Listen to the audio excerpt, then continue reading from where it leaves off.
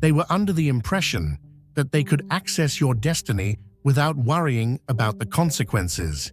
They believed that they could peek behind the curtain of your existence without being attacked. However, what they did not anticipate was for you to appear in that reading room, bringing your soul, your energy, and your entire conscious presence with you. This occurred while someone was paying to reveal your secrets. It was through traversing spiritual landscapes and making your presence known that you proved the entire extent of your power. There was a tremor in the reader's palms, and they held their breath. This wasn't just a case of spiritual interference. Rather, it was you asserting your spiritual authority and putting everyone involved on notice. No one should touch your destiny without your consent, and they will never forget what you did.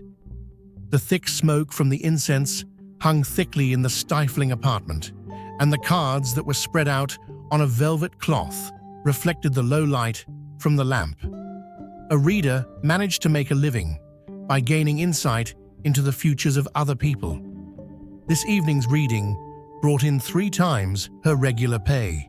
This reading seemed different from the minute the client arrived with a photograph, despite the fact that she had performed hundreds of readings in the past, which might be considered normal labor with energies that were predictable. Your photograph. I need to know everything about this person's future, the customer stated as they pushed it across the table. I need to know everything, every single thing. A peculiar hesitation gripped the reader's fingertips, and something murmured at the edge of her consciousness. A warning. The reader hesitated, her fingers hovering over your image. In spite of the feeling, she ignored it. There was a triple remuneration for a triple effort. During the practice, the cards were shuffled between the fingers, and the first card made contact with the table. Time seemed to stand still. The reader's breath became stuck in her throat, and the temperature dropped precipitously in an instant. Her entire body, even every hair, stood at attention. It felt like electricity was prickling her flesh. There was no longer any upward movement of the incense smoke. Rather, it became immobile and then fiercely twisted, defying gravity in an impossible way. A spiral was produced by the smoke, which encircled the table and included your photograph in its path. "He is here," she said, the words escaping her mouth without her conscious effort. The client inquired, "Who is present here?" It was impossible for the reader to communicate. They were unable to convey how the distance between realms shrunk to nothing. The barrier that separated the universes began to tear apart, and the candles began to flicker wildly, generating giant shadows that moved with no apparent connection to their origin. The reader's crystals began to vibrate on their shelves. Her collection of protection stones became instantaneously useless, and her spirit guides disappeared as if they had fled from something they were unable to confront. It was not as a topic to be read, or as a passive energy to be interpreted that you had arrived.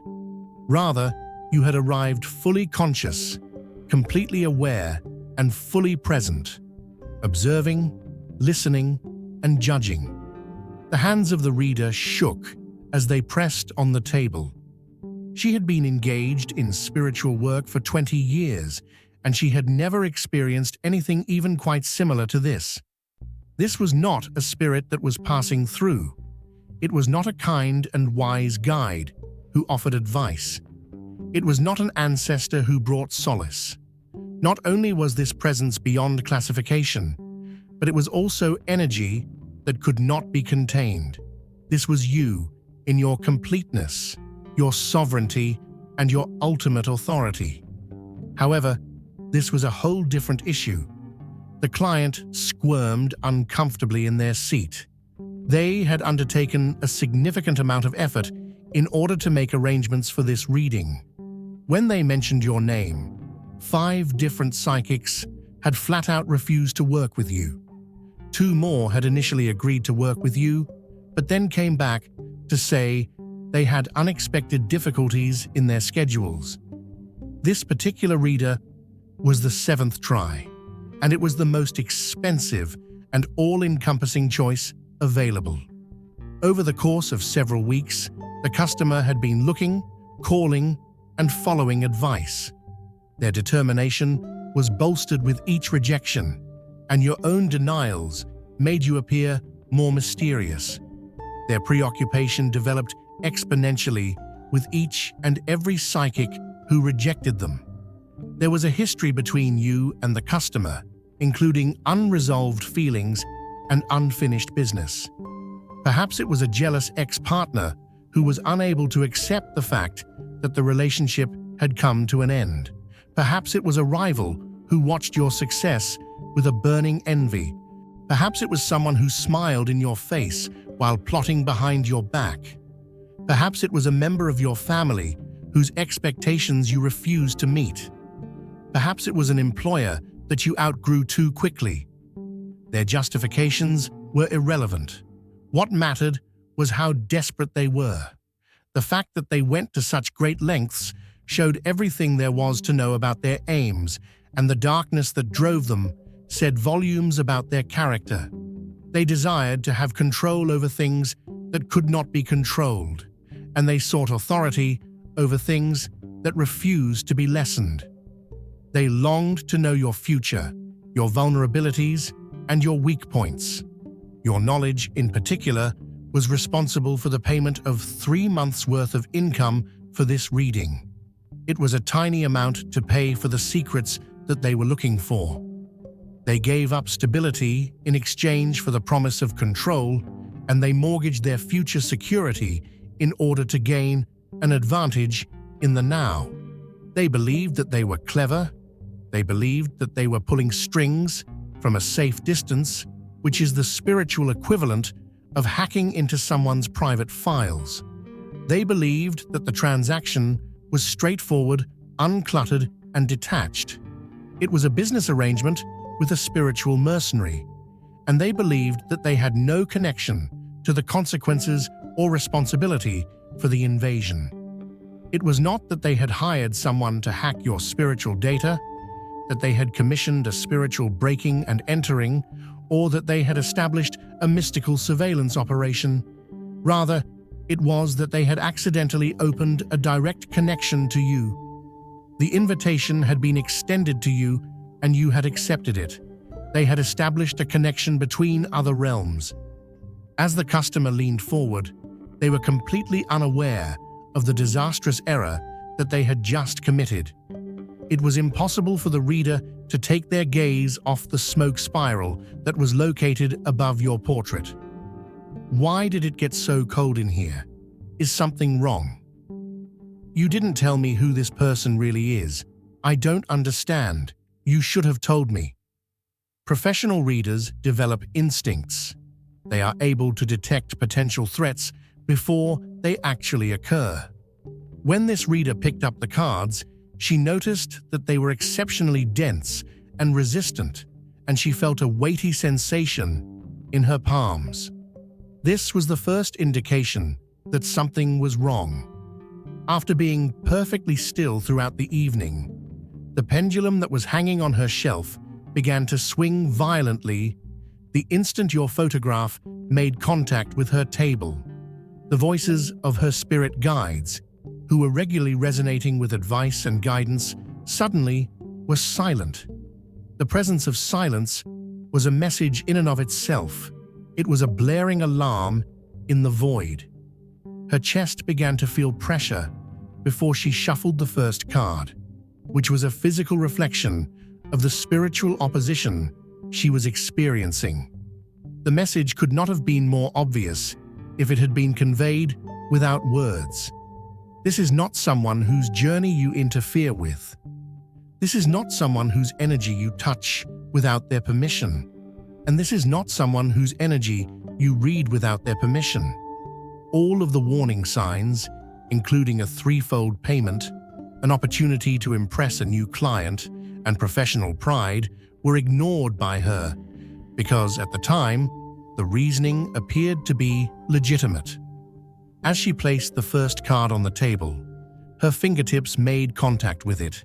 It was the Tower, which represented rapid destruction and a cataclysmic shift. It was as soon as the card made contact with the velvet that everything shifted. As if reality itself were bending, the borders between different universes seemed to dissolve into nothingness. Not because of an intruder, but because of her own acts. The flat no longer felt like her territory. It was her refuge that had been threatened. When she opened a door, she did so without fully comprehending what was waiting for her on the other side.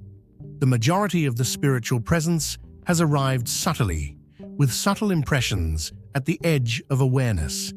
These impressions include a slight change in temperature, a faint smell of flowers or smoke, the feeling of being watched, the whisper of a message, the gentle touch of a hand that is no longer physical, a mild disruption of electromagnetic fields, and a soft flicker of lights. In most cases, spiritual visitors arrive with a sense of politeness, reluctance, and respect for boundaries. They wait for an acknowledgement, they ask for permission, they approach cautiously, taking care not to overwhelm the living, and they are aware of their position in the hierarchy of realms. It is not you. The instant your name was spoken over your image, you appeared with total and utter authority. There was no gradual manifestation, no gradual transition. One moment you were absent, the next you were entirely present. One moment you were separate, and the next you were completely integrated into the space. Rather than merely shifting, the energy in the room underwent a dramatic transformation. As a result, the air became electric and heavily charged with potential. The space between particles shrunk, and the distance between realms evaporated. Once upon a time, a flat was transformed into a passageway between two different universes. The reader let out a short gasp as she experienced the definite sensation of another consciousness pressing against her mind. This sensation did not brush against her awareness, nor did it touch her ideas. Rather, it fully overpowered her and flooded her sense. She did not seek for permission to enter. She did not wait to be invited. She did not respect the boundaries of her sacred place. She did not acknowledge her power in her own domain, and she did not play by the established rules of spiritual visitation. Her psychic defenses collapsed instantly, and her mental shields were broken. In a moment, you were rewriting the spiritual geography of the room by taking charge, seizing the area, establishing dominance without exerting any effort, and imposing authority without any conflict. You were changing her territory into yours. It was only because of your presence that the energy became concentrated, focused, and increased to the point that it could be described as practically solid light that bent around corners. It shouldn't have been able to reach. Shadows developed in areas where there were no obstacles blocking the light. Your energy circulated throughout the room with an unambiguous demand. The words formed without sound, comprehended without being heard. The query reverberated in their bones, echoed in their blood. The demand for accountability that was conveyed directly to consciousness. "Who called me?" said your energy. This was not a whisper or a suggestion. Rather, it was a demand that shook the windows, a presence that pressed against the walls, a force that made the material world acknowledge the spiritual, and a strength that made the material world yield to the will of the immaterial. There was a strong shaking of the reader's hands, and the cards were spilled all over the table. A personal message was delivered to the customer when the Tower card landed face up at their feet. Certainly, it is not a coincidence that the Judgment card landed directly on your photograph. The remaining cards in the deck were strewn around, like scared birds, and some of them were even perched on their edges. When the client pushed back in their chair, their eyes darted around the room, looking for something tangible to justify their anxiety. They were looking for a physical explanation for a spiritual experience. The client's voice became increasingly higher with each syllable, as their reasoning mind made a valiant effort to classify something that could not be classified. In the face of something that was beyond their comprehension, their confidence vanished, and they lost control of the situation. They forgot about their strategic strategy. The dread of the unknown, which had before been their arrogance, took its place. The reader was unable to respond because her throat was beginning to tighten and her breath was coming out in short, weak gasps. In a single instant, 20 years of spiritual practice were rendered useless. Decades of experience offered no protection, no context, and no precedent. The unexpected event that destroyed her professional composure was something that she had not anticipated. This was beyond her experience and beyond her capacity to control anything. And now, let us take a minute to honor those individuals who were never intended to blend in because they were designed to stand out. Here's to the ones who were selected, the forces that remain silent, the watchers in the shadows who are always aware, always steps ahead, moving differently, thinking beyond, and seeing what others refuse to see. Instead of taking the path of least resistance, they make their own path. They fight powers that cannot be seen, that destroy illusions, and even rewrite fate itself. No masks, no pretense, just the unfiltered, unshakable truth. This is the path that very few people are willing to take, and that is precisely why they do it. They are your protectors, forces that are powerful and alert, and they are dedicated to ensuring your spiritual safety. Upon their arrival, they were like a celestial army, well-organized, well-coordinated, and overwhelming. The reader felt them coming, waves of pressure increasing with each additional presence. The client felt it as well, even though they were spiritually untrained, and even they sensed the pressing of energies that were not visible to them personally. The walls of the little apartment appeared to expand and constrict with each new arrival, and the place itself was unable to hold the energy that was gathering. The pictures on the walls began to tilt, the books on the shelf began to vibrate, and the crystal that was hanging in the window began to spin madly, causing rainbows to appear all around the room. A reader murmured, "There are so many," as they looked away. A lack of color appeared on the client's face as they said, "So many of them." The spiritual court that had gathered about you contained a great number of things that the reader was unable to define or discover words to describe. She was no longer the owner of the room. Her holy space had been taken by someone else.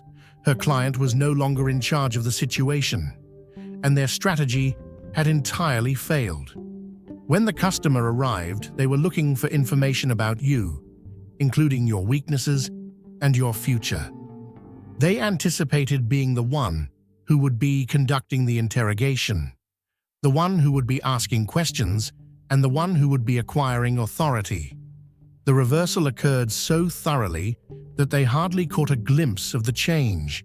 The cards on the table rearranged themselves, not in any configuration that the reader recognized, not for you, not for them. Your vitality was concentrated like a spotlight, neither being examined nor being questioned, neither being questioned nor being inspected. Every calculation, every motivation, every grudge, and every grievance were laid bare before your spiritual gaze, and the client felt an overwhelming sense of nakedness and exposure. They felt their heart pounding against their ribs, and beads of sweat were forming on their forehead. "Make it stop," they begged, their voices breaking.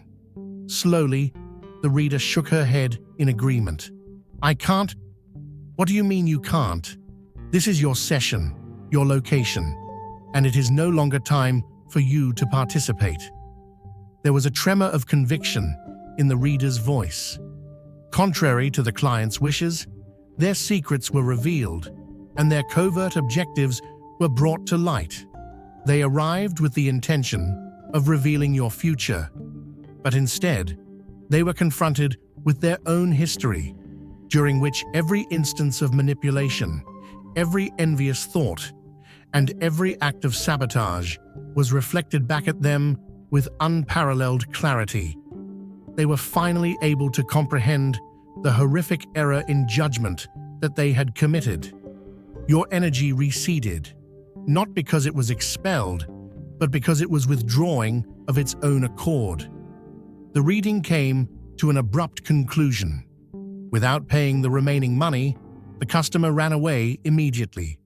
The reader remained seated in her flat by herself, her hands continuing to shake. The carefully developed connection to her intuition was destroyed. The trust in her spiritual guidance was fragmented, and the confidence in her skills was shattered. This occurred many hours later. One of the essential things that had broken inside of her was the connection to her intuition. Clients noted a reduction in bookings, her reputation suffered, and her nightmares were filled with the memory of your enormous presence, the overwhelming force of your energy. In the days that followed, her other readings were unsuccessful. Cards produced meanings that made no sense, prophecies were unsuccessful, and insights dried up. She attempted to peep into the protected future of someone who was beyond her authority to read, which was a violation of a spiritual barrier. The consequences did not stop at the unsuccessful completion of her professional endeavors. Her life was afflicted by a series of peculiar misfortunes, like the malfunctioning of household appliances, the burst of pipes, and the disappearance of keys. These misfortunes were not disastrous, but she had a continuous feeling that her life had misaligned. In the realm of spirituality, there are certain errors that cannot be rectified. Certain borders once passed irreversibly alter your course. It was possible that the universe was trying to convey to her that certain doors should be left closed, certain energies should be left undisturbed, and certain individuals should be left unread. She contemplated giving up her practice totally. Perhaps it would be safer that way. Those immediate implications were experienced by the customer who had arranged for the reading. They arrived with the intention of gaining power over you, control, or advantage, but they left with something quite different. It was not intended for you to receive the Tower card that appeared. Rather, it was intended for them to experience destruction, upheaval, and the collapse of false constructions. Their carefully crafted existence began to fall apart within a matter of days. The promotion they had anticipated was instead granted to another individual. The relationship they held dear was abruptly complicated by suspicion. The financial stability they relied on was undermined by unforeseen expenses. Nothing went according to plan, and nothing went according to the way they had anticipated. It was their attempt to discredit the relationship by claiming that it was a coincidence, a bad luck, or a random chance. They had a far deeper understanding of the situation. Every obstacle bore the same energy signature that they experienced in the reader's apartment. Each challenge felt deliberate, focused, and on a personal level. It was not a kind of retribution, but rather something more fundamental: the restoration of equilibrium and the collection of spiritual debt. In their search for a weapon to use against you, they ended up creating the instrument that would ultimately lead to their own demise. The cosmos is governed by laws, and there are consequences for attempting to interfere with the protected destiny of another person. In addition to paying such expenditures, they were using interest. On a nightly basis, they had dreams in which they saw cards being turned, smoke spiraling, eyes that were not visible watching, and judgment without appeal. The hierarchy of souls is something that spiritual workers are aware of. Some individuals go through life with basic protections, such as the standard spiritual immune system. Others carry stronger shields, such as old souls, empaths, and natural psychics. Finally, there are chosen ones, which are souls that have specific purposes, destinies that are aligned with universal forces and are protected at levels that are beyond ordinary comprehension. It is reasonable to assume that the reader was familiar with your sort because she had already experienced it. The customer never had an opportunity of comprehending their spiritual ignorance, which did not provide any form of safety. It is a violation of fundamental spiritual law to attempt to read a chosen one without their consent. This is analogous to breaking into a fortified vault or hacking into a secure government system. The security measures do not simply prevent you from entering, they catch you in the process. This is not a random or accidental response. Rather, it is the spiritual counterpart of an immune response, which is defined as being targeted, efficient, and overpowering. Those who have been chosen do not have to make an effort to defend themselves. The cosmos takes care of that for them automatically. The laws of spiritual sovereignty are absolute and cannot be negotiated. Their protection acts on levels that are beyond the conscious control of the individual. The reader must have known better and ought to have known better. The customer had to learn the lesson the hard way. It is forbidden to tamper with certain destinies, certain energy, and certain people. Some people are simply untouchable, and some energies cannot be touched without an invitation. You left something behind, a spiritual signature, a mark that the reader felt immediately, an energetic residue that could not be erased with sage or salt. Your appearance in the reading was not just a transient incursion. You left something behind. Invisible but recognizable to anyone with spiritual sight, the client carried it as well. It was not a curse in the traditional sense, and it was not that deliberate. Rather, it was more like evidence. A spiritual fingerprint had been left at the location where they had committed the offense. Both the protection that had previously guarded them and the luck that had previously favored them were reversed as a result of the mark, which altered the way in which the universe responded to them and the flow of energy through their existence. Despite the reader's efforts to remove the mark with cleansing rituals, energy healing, and spiritual baths, nothing was successful.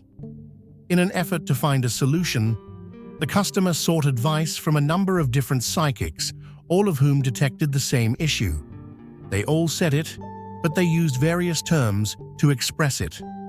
Someone is watching you. Revelation and the absolute sovereignty of heaven. While the new psychic was staring at the energy signature that was all about them, the client demanded, "Why is everything going wrong?" The beginnings of recognition appeared in her eyes. You attempted to read someone you should not have. There was no need for any more explanation. It was not a form of punishment. Rather, the mark was a consequence. As opposed to vengeance, it was a matter of balance. Just long enough for lessons to be learned, for spiritual debts to be paid, and for the cosmos to restore what they had attempted to disturb. It was not forever. It was just long enough.